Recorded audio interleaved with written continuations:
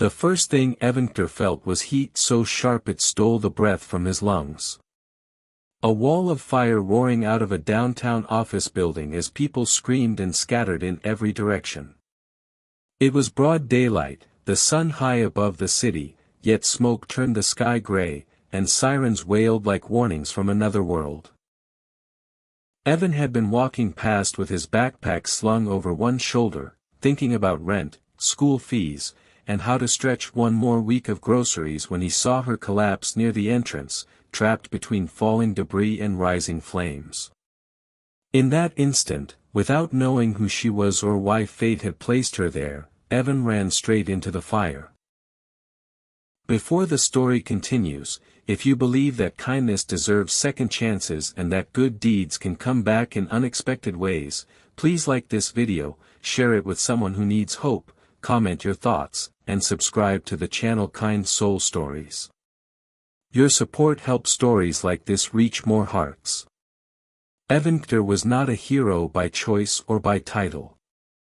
He was a single father of a 9-year-old boy named Milo. A man who had learned to wake before sunrise, pack lunches, and hide his own worries behind a calm smile. 6 months earlier, his life had been shaken when he lost his job as a maintenance supervisor at a large corporate firm called Inspirational. The termination email had been short, cold, and final, citing budget cuts and restructuring. Evan never even got to speak in person to the executive who approved it. All he knew was that the decision came from the top, from the CEO, whose name appeared neatly typed at the bottom of the notice. Since then, his days had been filled with job applications, rejection emails, and the quiet fear of not being enough for his son. That morning, Evan had gone downtown for another interview that ended politely but without promise.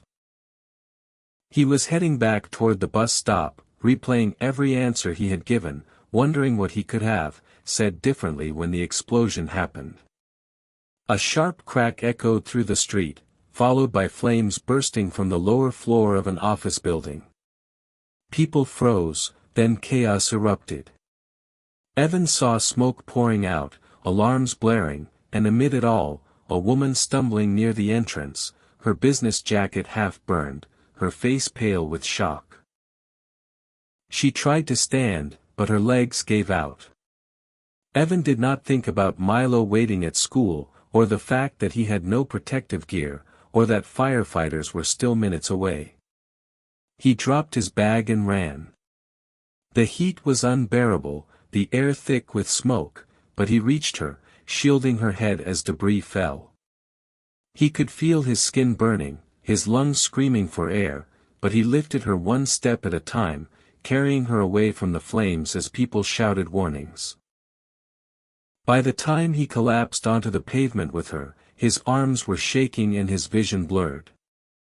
Sirens grew louder and hands pulled them apart as paramedics rushed in.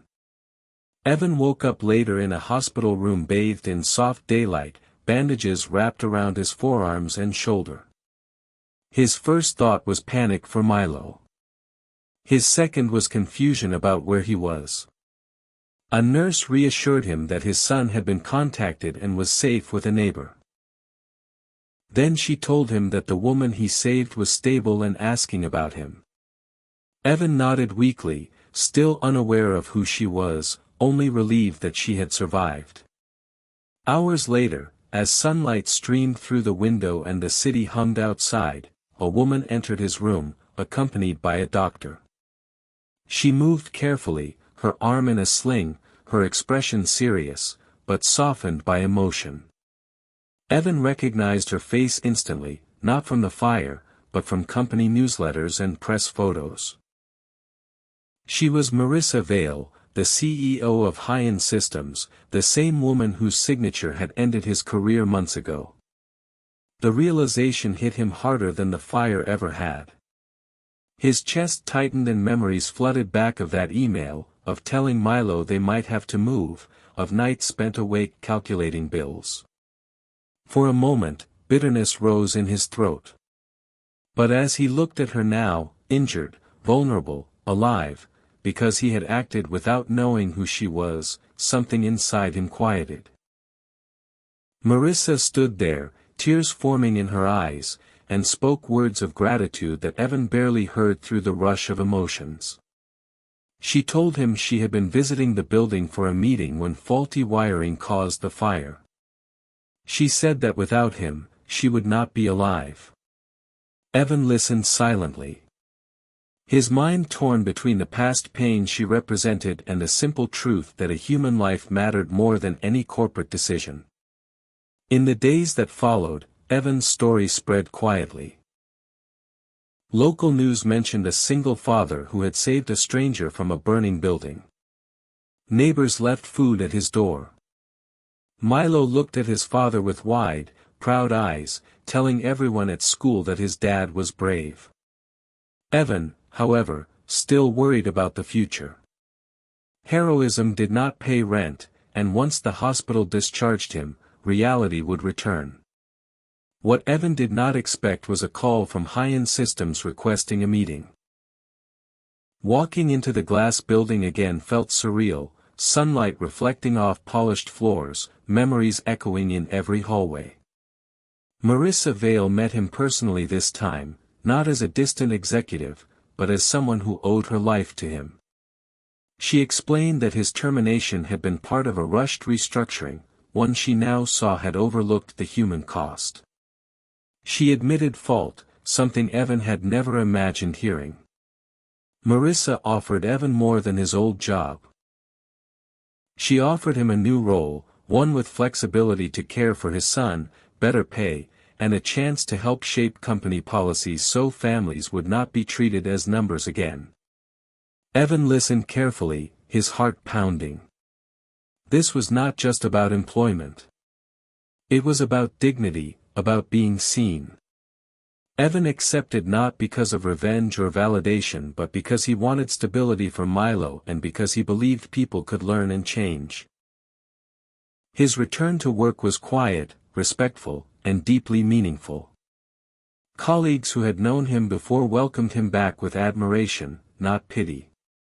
The office felt different now, more human, more aware. Life did not become perfect overnight. Evan still carried scars on his arms and in his memories. There were days when fear returned, when he worried about how quickly everything could fall apart again. But there were also mornings filled with sunlight, Milo laughing at the breakfast table, and evenings where Evan felt a sense of peace he had not known in a long time.